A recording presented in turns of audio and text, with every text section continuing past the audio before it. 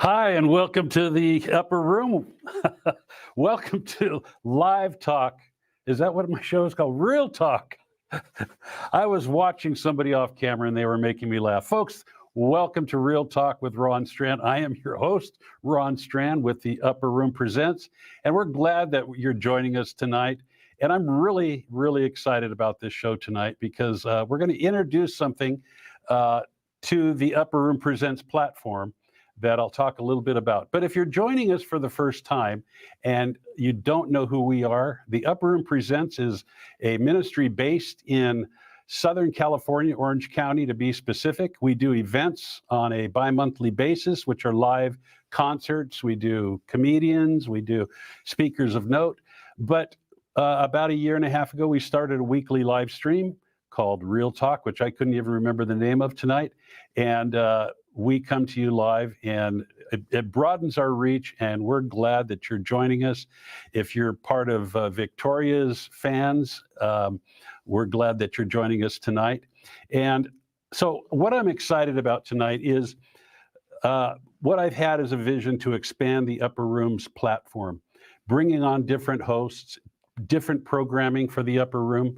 And one of the first people that I thought of, or one of the first persons that I thought of, was Victoria Robinson.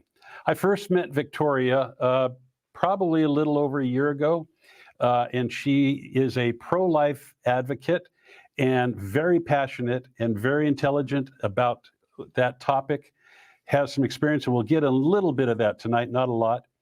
But she's very articulate, and she's always got something to say. And she's well, you'll find out. And we are excited that she's going to be joining us. And her sidekick, or should I say her co-host, is her daughter, Tani Jenke. And so we are excited about this tonight. And I'm going to bring them on now. Would you please welcome Victoria Robinson and Tani Jenke? Are you guys there? Hey, Ron. Hi. Okay, I got you now. Hey, guys, how are you?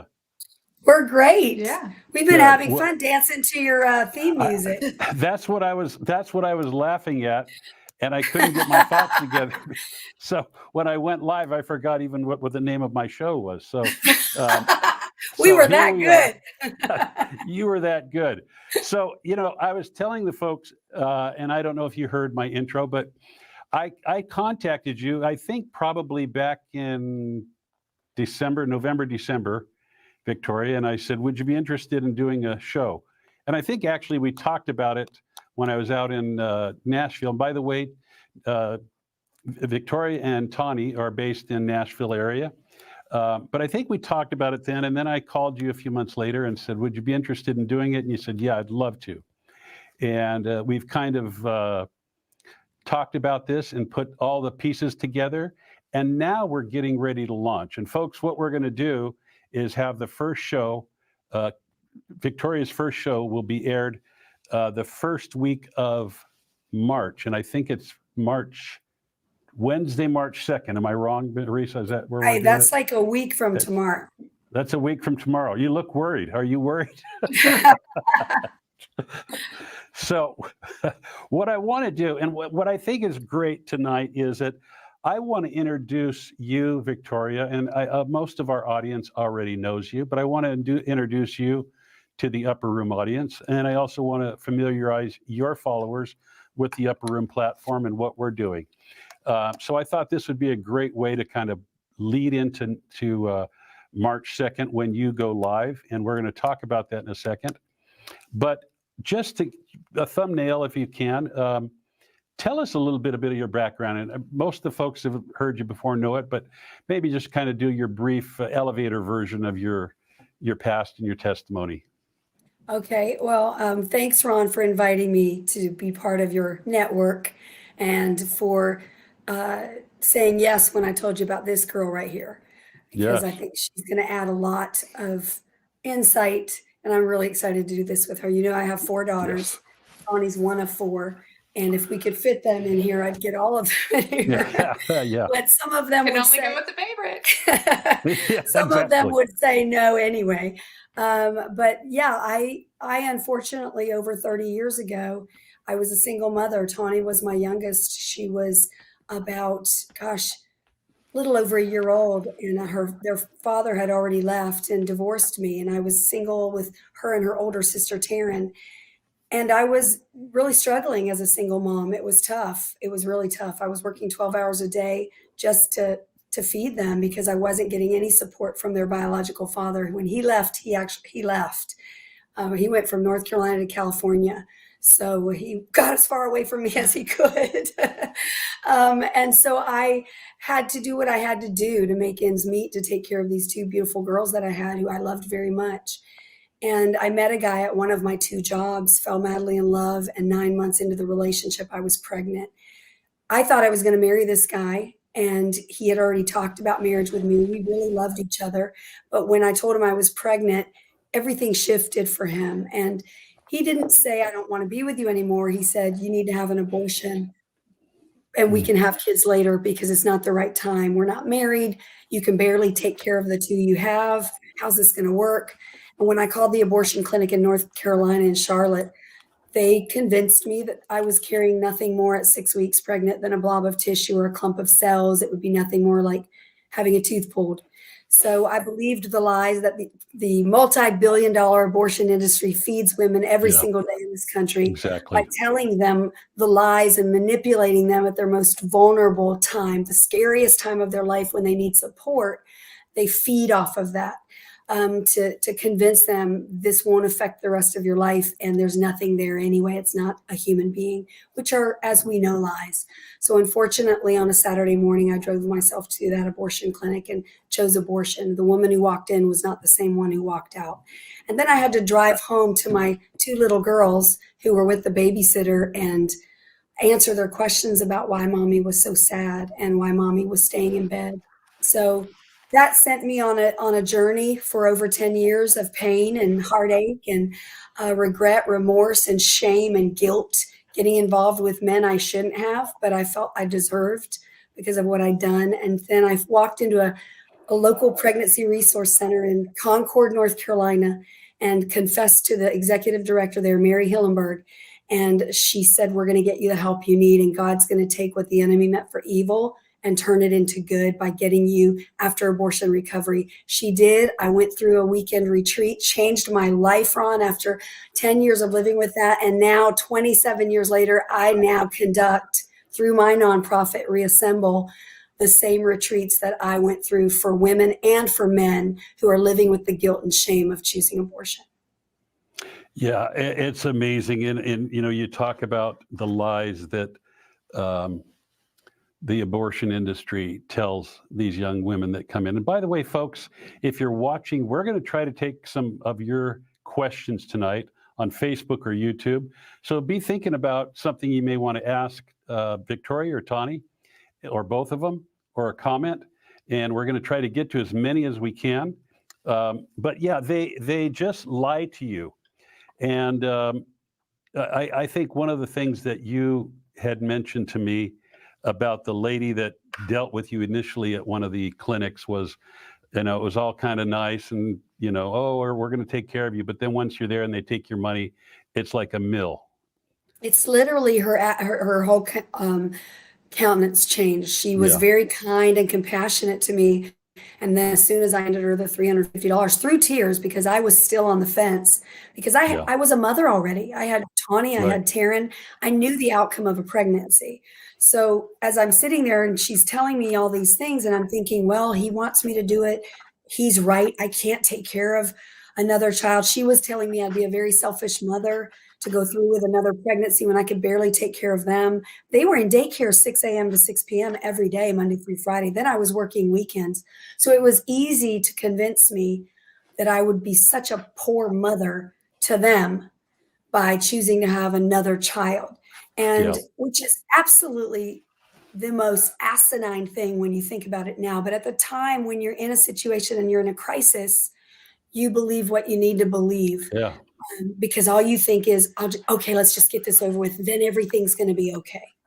And it was never okay. That's why my book's called They Lied to Us. Yep, which I wanted to talk about your book.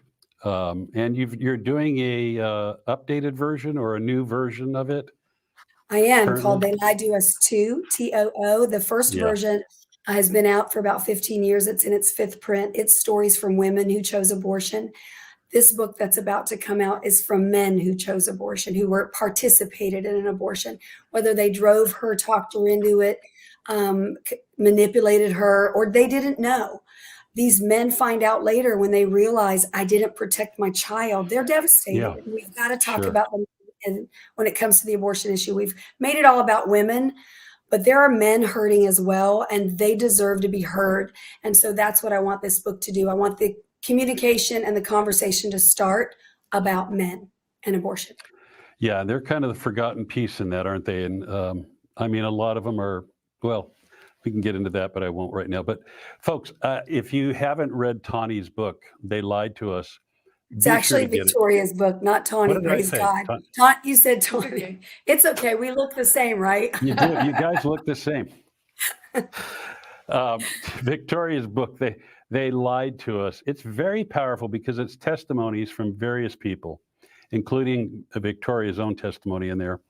And I'm excited about They Lied to Us 2 coming out and to hear what some of those stories are. When I first met you, Kathy and I were out in Nashville. We had dinner together, and you were just getting ready to launch your new ministry called Reassemble. I know you mentioned it a little bit, but tell us just a little bit more about that. Give us the website and how people might support you in that. Let's take a minute to do that. Well, I've been, as I said, conducting these after abortion recovery retreats. I've also now, because of COVID, do them as well on Zoom on Yeah. a week-to-week basis, because we're going to reach these people that are hurting any way we can. It's the Yeah. same retreat I went through, Ron. And I'll say this, on Thursday night when I arrived, I said to those facilitators when I went and participated as a client, I don't even know why I'm here. There's no way you can help me in 3.5 days. I have been struggling with this for over 10 years. I'm a Christian now, but I still cannot let go of the guilt and shame. And they just said, well, we're just happy you're here. At that point, I promise you, I wanted to hit them because they're those little church ladies. But on Sunday, when it was over, I told them both, Carolyn and Trina were their names. This is the most incredible thing I've ever experienced. Every woman at that time, I was just thinking of women, needs to go through this. That's had an abortion, to know God forgives, God loves them, and he can redeem their life. And they looked at me and said, we know, and we're going to train you how to do it. So they trained me. And now 27 years later, I've been doing these retreats all over the country.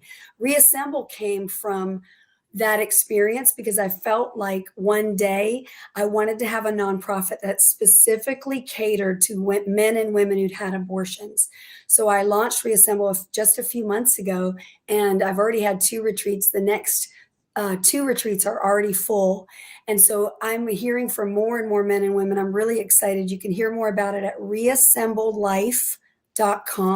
You can email me through reassemblelife.com. You can get more information. I will personally, as much as I can, respond and let you know how we can help you.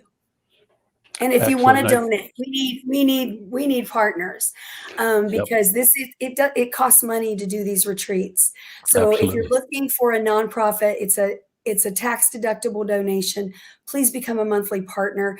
No amount is too small. No amount is too big. And we will be good stewards of that money. Yeah, folks, the website's up on the screen there, reassemblelife.com. And prayerfully consider supporting Victoria in this, because really there's more than one victim of abortion, and some people may not have the heart to say, well, the mother is not a victim; she's a participant. I beg to differ with them, Ron. Yes, I beg to differ with them, and I'd love to be in a room with them as well, or take it outside, especially if they claim to be Christians, because the Christ died not only for that unborn child that was aborted, which God forbid, I hate abortion, but he also died for those parents as well who were lied to and manipulated. So they all deserve his forgiveness. He gives it to them. And when I hear people still to this day call women who've chosen abortion murderers, or call women who've chosen abortion, they deserve whatever they feel. I want to Yeah. smack them because they Yeah. have no grace or mercy. And then I want to say, hey, pick up that stone, buddy. Yes, So don't get me indeed. started, Ron. I want to talk to Tommy. That's why I love you. Let's take a minute and talk to Tani. Tani, Finally. finally, I know you finally brought you in here. I had the pleasure of meeting you and your husband, Kathy and I, and my buddy Eric were out a few weeks ago, and had the pleasure of having dinner with you guys. Let's talk a little bit to you about your background and what you do these days. So gosh, I never like talking about myself. Yeah, whatever. Well, I know you're a mommy. Yes. So my background, I would say, is nursing. Yeah. I was a nurse for a while, and I did a lot of medical mission nursing. Kind of always thought that I would just be a nurse that lived overseas, to be honest. And whether it was stationary somewhere or going back and forth. And then God brought somebody amazing into my life that jumped on like with me in this ministry. And we worked in Haiti for back and forth for about 8 years. And I kind of just thought, this is all we're ever going to do. Like there's nothing else. And then we got married and started a family. And boy, did we start a family. So, Oh, can I say, when I told my son-in-law, keep knocking her up, he kept knocking her up. yes, He took it It's your a word. map. it's biblical. So Be it's fruitful no and shame. multiply. No shame. So we have 4 kiddos under. Well, right now they're 4 and under. My Yeah. oldest will be 5 in May. My twins will be 3 in April, and then my sweet baby boy turns 1 actually tomorrow. So yeah, I'm a mom now, and just kind of had to really quit my job and stay home. And I used to wipe people's bottoms and get paid for it. Now I just do it For free. for free, like all day. Yeah. Yeah. I'm not gonna lie. Sometimes I wish I was paid because it's a lot. But yeah, I am in the thick of being a mom, and it's murky and messy and just it's a lot. Yeah. Yeah, sure it is. Well, I know as your mom said, she's got 4 daughters, and I'll say they're all beautiful daughters. And so I'm really glad, Tani, that you're joining your mom in this venture. And so let's talk about what's on my mind with Victoria Robinson. Victoria, what's kind of your vision for tell us your vision for the show? My vision for the show is for Tani and I to be able to talk about issues that are important, not just to us, to everybody. Yeah. Things that I've always been one of those people that talks about those hot topics that others are sometimes afraid to talk about. That's why I'm thinking, Ron, we might have to have a little powwow meeting and call it What's on Our Mind. What's on our mind? Because I really do. I didn't ask Tani to be here just because I was afraid to do this on my own. I asked her because I knew she's, in her 30s. She is a young mom, and she Yeah. has a young family, and she's experiencing different things than me. I am is it called an empty nester when they're all gone? I have no children at home anymore. I'm single. I am, in my 50s and doing the things that I do. I love my 9, I have 10 grandchildren. 1 is on the way, so that will be 10, but my one daughter's pregnant with her second.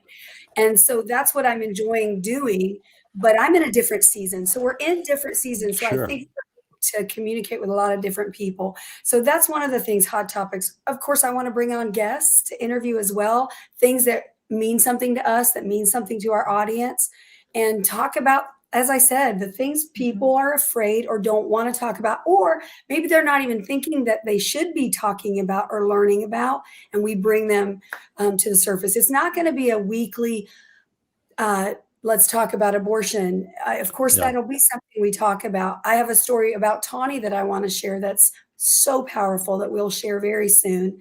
And we have a lot of different things, and we don't disagree a lot, but we disagree enough to make it interesting. Well, yeah, that's what kind of turns the wheels, right? I mean, in dialoguing about those disagreements or the differences sometimes helps you solidify in your mind what your position is on something, right? Yeah, and I think it's important, like Mom was saying, to bring in different, like, there's sisters that can talk, and they're gonna, like, my older sister and I are super close, live right down the road. We do day-to-day life together. Yeah. She's She's over there waiting.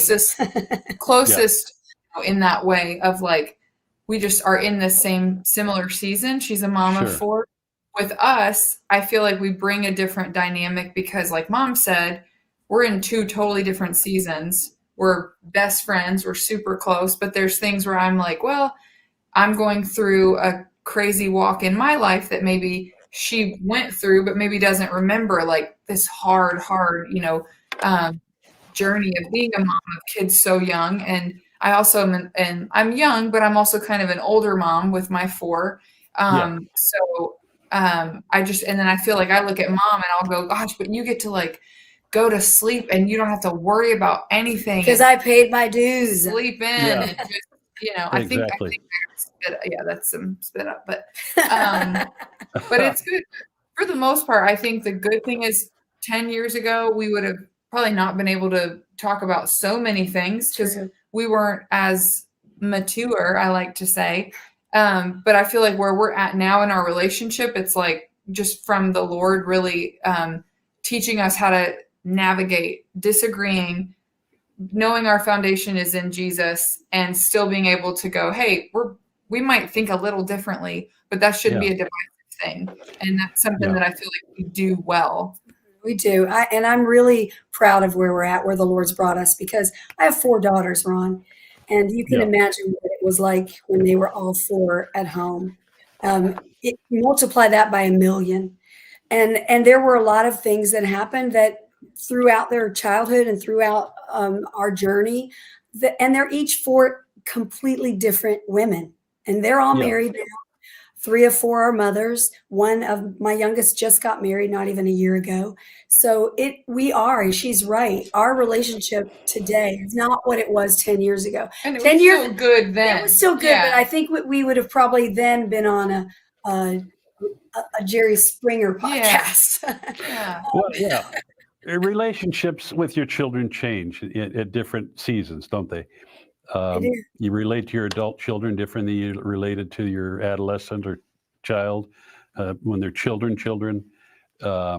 And it could get better, it could get worse, I guess. But you guys, I know you guys have a great relationship. And one of the first things that you told me, Victoria, was I want to have Tawny on my show. And I said, I've seen Tawny. I didn't meet her up to that point, but I've seen her on your Facebook before, where she's done some funny things, and she's very provocative and very funny. Provocative. My husband would love that. I'm really not, Ron. Trust me. Is that the wrong word? Provocative. You might want to look that one up, Ron. Well, it means you provoke. You provoke, right? Okay. I'm provoking. But she's funny. How about just say she's funny, Ron? Let's be safe. You know what? I need to be provocative, Ron, for my husband. So that was probably meant to be said. It's fine. That's probably right. So, your husband can thank me later.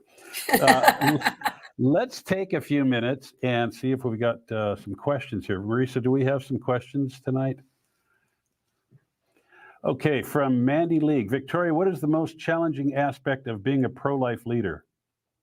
I would say the most challenging aspect is just making sure I stay up to date on what's happening and that I continue to educate myself and know what's going on, because I'll get a question and I better know the answer. As far as I've been doing this for so long, Mandy, and that's a great question, that people ask me a lot, Ron, are you still afraid if you go speak? Are you nervous when you speak? And I don't ever not want to feel like I'm nervous, because I want the Holy Spirit leading. And if I'm not prayed up, I'm going to get in trouble. So I think that it's me, my personal life, making sure that my prayer life is where it needs to be, and making sure that I'm, as I said, staying in tune with what's happening. I would say the people that call me names, the people trust me. I've had to grow thick skin over the years. It used to bother me years ago. I was just recently, and I say recent, but a couple years ago, but that's pretty recent, speaking at a very large event where the governor of our state was speaking, and a man in the back was screaming, "You're a murderer, get off the No, geez. stage." And so I looked into the audience that was full, and I thought, okay, if I wasn't healed, I would be running off this stage, but I'm healed, and I felt more sorry for him. But I also knew that the people in the audience, 1 out of 4 people experienced abortion in their life, whether they had an abortion or participated. And if I said nothing, they were sitting there thinking, she can't even address that because she knows it's true. So I had to address him for them, not because Yeah. for me. And I did it in love. But so there's always those little hecklers. But like I said, yes, the human side of me wants to smack their face. Yeah, But sure. then I have to pray and repent for the thoughts and just realize that they're where they're at and God will take care of it. Hope that answers Good. your question. I'm sure it did. What else is Edward Arthur? Victoria, are you going to have guests on your show that can talk about a personal experience with their decision to keep a baby? Absolutely. Absolutely. That's something that I think we need to do more of. I am all about people who have a personal experience, not only of keeping their own baby, but also adoption. Adoption is a beautiful option when you're in an unplanned pregnancy or a crisis pregnancy, whatever you want to call it. Anything is better than abortion. And Mhm. so I think what I want people to learn about the abortion issue and aspect is that what it does to you does not compare to if you had just given birth to that child and either parented or placed it up for adoption. So yes, that's something that I definitely want to cover. Excellent. Excellent. Oh, we got another one. Valerie Gray. What is the single most important thing that you tell a young woman that finds herself in a crisis pregnancy?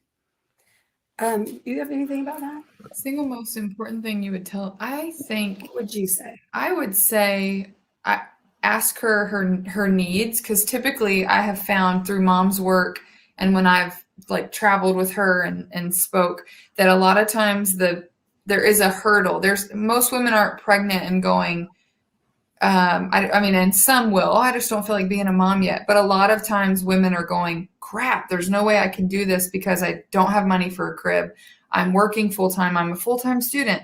This is just not the right time. So I think you meet them where they are and specifically say, what is the obstacle or the hurdle that's making you think you can't do this? How can I empower you to know that you can, especially in a world where one side says women are better and we can do it all, but yet with getting pregnant, they're quick to say, no, actually you can't. So get rid of that baby and then you'll finish school. So I think meeting them where they are is really crucial. And then not just like asking them their need, but actually meeting their need. Right. If it's, I don't have money for a crib or diapers, figure out a way to get with your community, your friends, yourself, a pregnancy center, and say, how about if we did your diapers for the whole year of their life? Would that, is that enough of a price for you to keep this baby? And I would say that's a great question, Valerie Gray.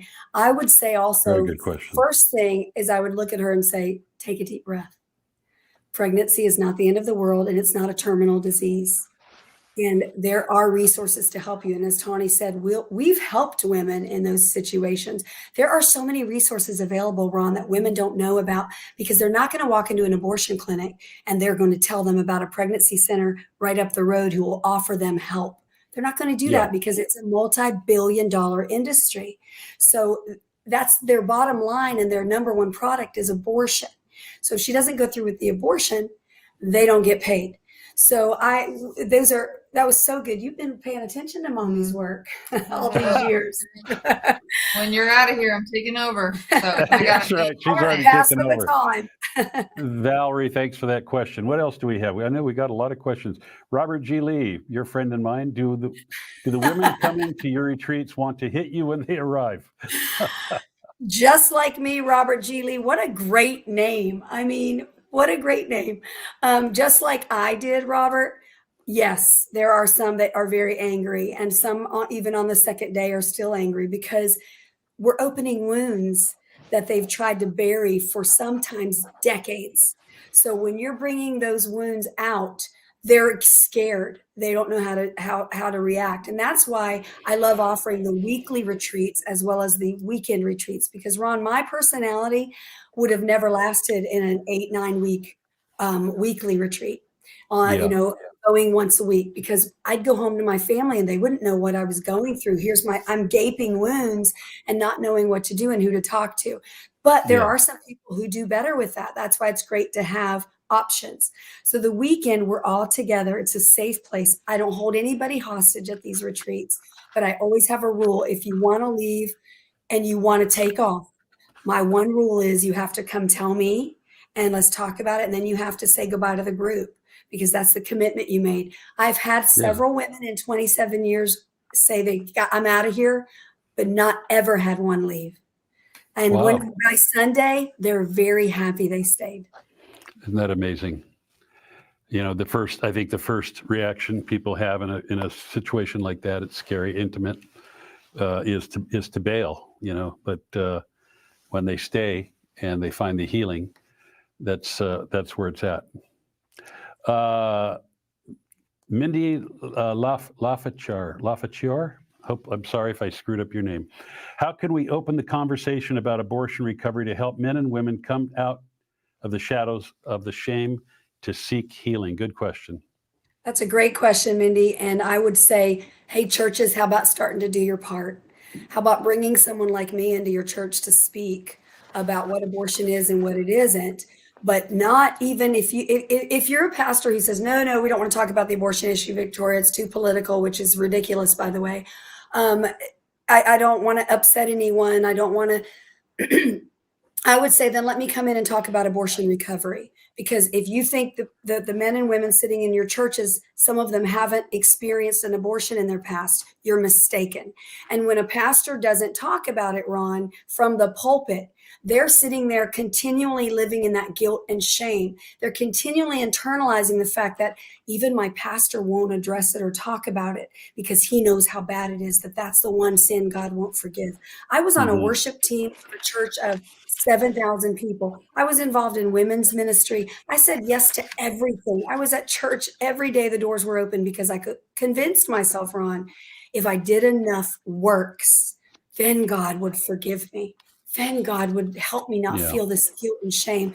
So it wasn't until I went through the retreat that I found out I was not allowing him to heal me. So they don't know if we don't tell them. And I still have people to this day in 2022 saying, I didn't even know this help was available. So I'm going to say this in love. Shame on the church for not doing more. Yeah. And we've got to have open communication, talking about it like this, and but we've put such a shame factor on it. People are too afraid to talk about it. And I tell people to go through the retreats. It doesn't mean you have to start talking about it all over the world like I do. But your neighbor, someone in your family, a coworker, God will send them to you when you've gone through healing. And then you can share. Right now, maybe you wouldn't, because the shame's still there. But when you go through healing, that's when you're going to share. And when more people share, more children are saved, and more people are saved from choosing abortion. I'm convinced, I'll say this last thing, that after abortion recovery is the backdoor approach to ending abortion. Because when enough people are healed, Ron, they're going to speak out, even if it's to one or two people, or like I am, if they feel that calling. It's all about speaking out, because the abortion industry wants us to keep our mouths shut. And I refuse. They sure do. Yeah, they sure do. Good for you. Yeah, absolutely. Another one from Mindy. Tawny, hey, we got one for Tawny. Tawny, what are the issues you are most passionate about? Oh, why? Thanks for asking, Mindy. How much time we got, Ron? Gosh, that's a great question. I've been pro-life since I was young, and like Mom said, there's a backstory there, which we'll share on the podcast. I'm very into cloth diapers. I'm very resourceful. I love eco-friendly stuff. I would say the things that are like hot topics that I'm into, I'm really passionate about being a mom, and the calling and the responsibility. I've read a book. Okay, I didn't finish the book. I have like 3 chapters left, but almost, called The Ministry of Motherhood.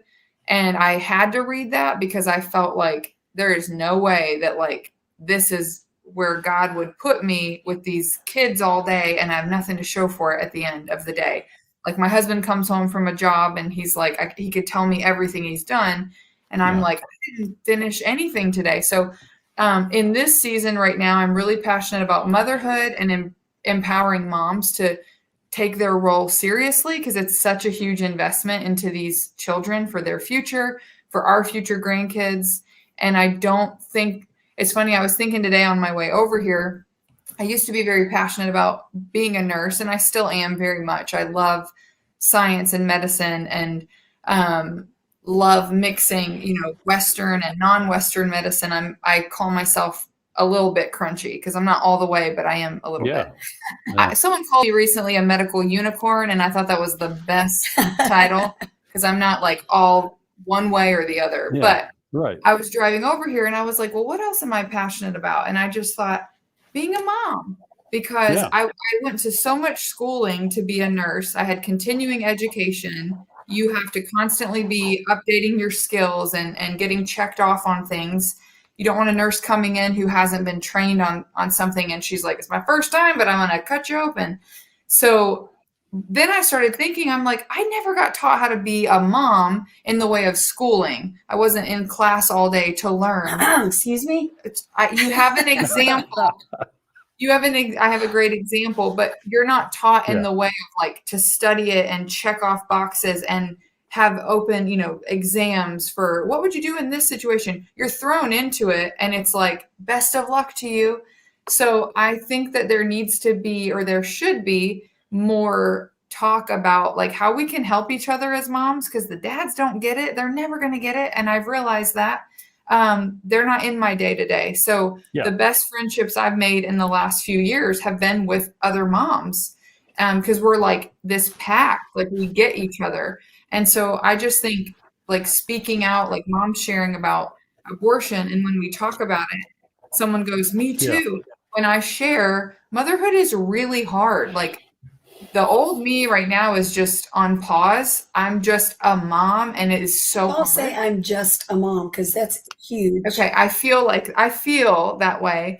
So, but when I say that and I meet other moms and I'm like, man, I ain't got no joy or nothing right now. And they're like, me either. It just immediately makes you go, okay, so this is not crazy. I'm not by myself. And so You're giving each other permission to say, I'm not okay. Right. And it's just, and I know I'm so fortunate, but this has been a hard few years. But I also did want to say I love healthy eating, but I also love Oreos. I'm not ashamed that I love McDonald's because they're French fries and milkshakes.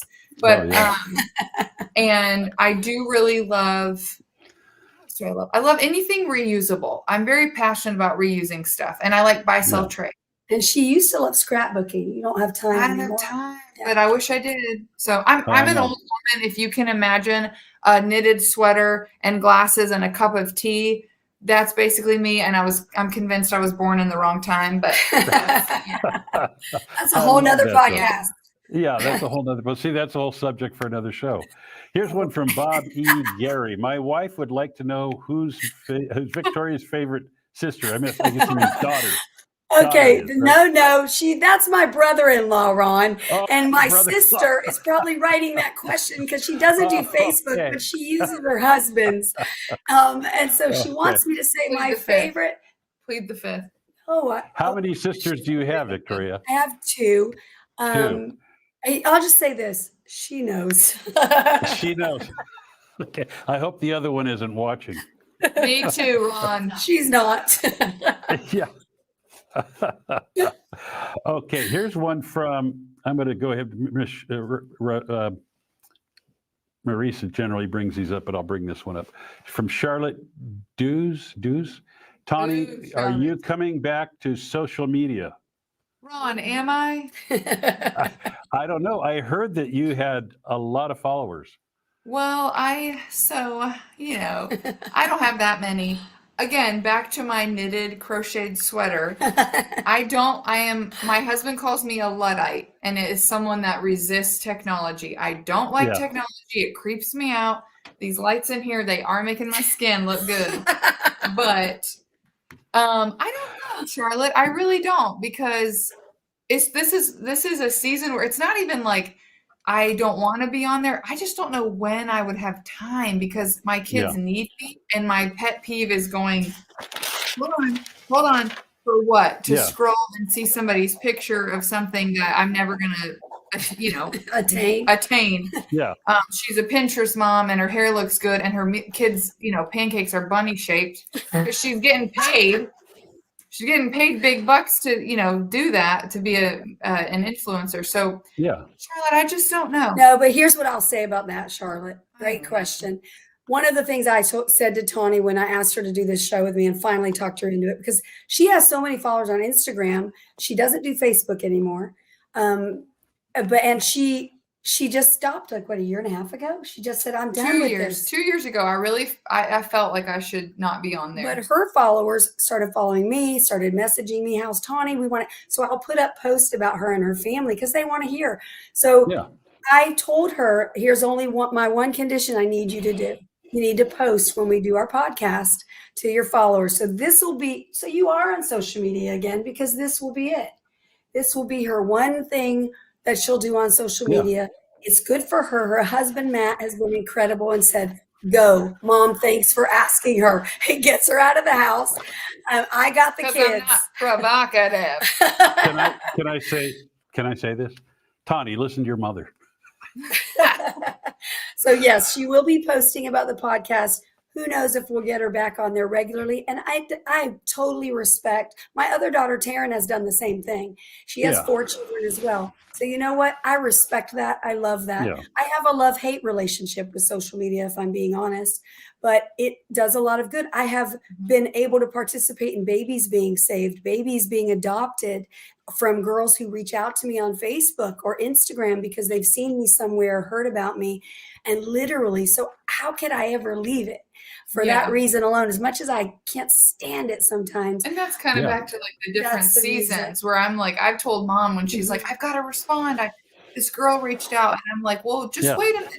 She's like, honey, this is how, God can use anything, and He'll use social media. And I've learned that through Mom's work. But so we'll see. She'll be on the podcast. There you go. Let's take babies. At least I got her. Well, it's like anything. What could be used for good can also be abused, and so anyway. So let's end here we go.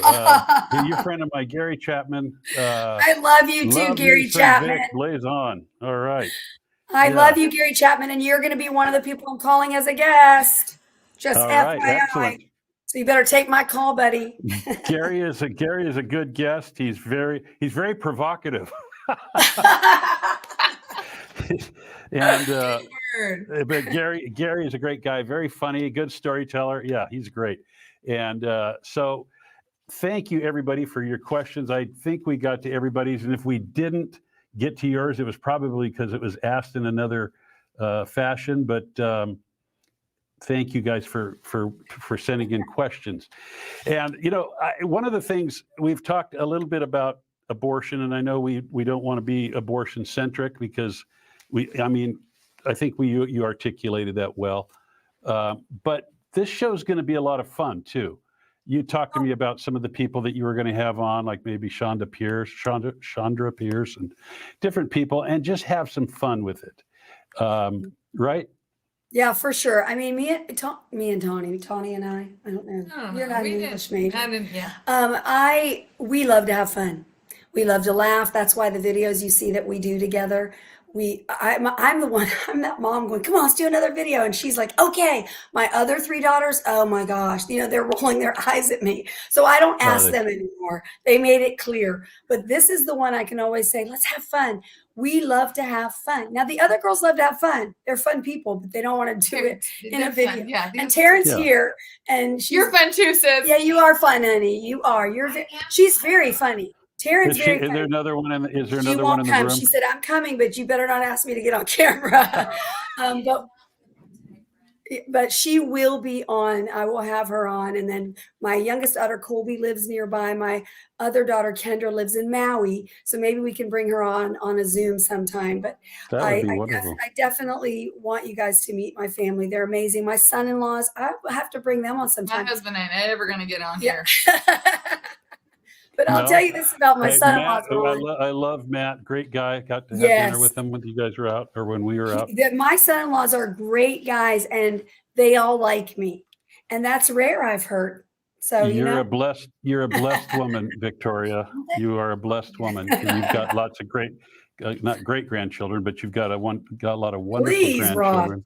My youngest one's almost 13. Come on. He was saying great. Your grandchildren. Oh, I thought you said great grandchildren. No, I meant to say you have wonderful grandchildren. I think the podcast is what's on my mind. It's what's on your mind. Hey, I've had a fun time with this tonight, guys, and the time goes by so quickly. But our production team here in California is going to be out there for your first podcast and kind of help you launch that off. And I know we'll be hearing more from you in the next week or so about who's going to be on, or if it's just the two of you. But I think next week we're going to make it just the two of us. We'll let you know. Okay. We might have a surprise, but I just want you to really get to know us. We're waiting on George Clooney to call. And I'm waiting. I'm waiting for Mike Rowe to call. So, Yeah, right. Well, he does follow you now, though. Who knew? Well, apparently you do. I do. I told everybody. Thanks, Ron. Thanks, Ron. I'm sorry. Yeah. Well, I just think it's pretty cool that he follows you, so. I think it's more than cool. I think it's more than cool. I check every morning to make sure.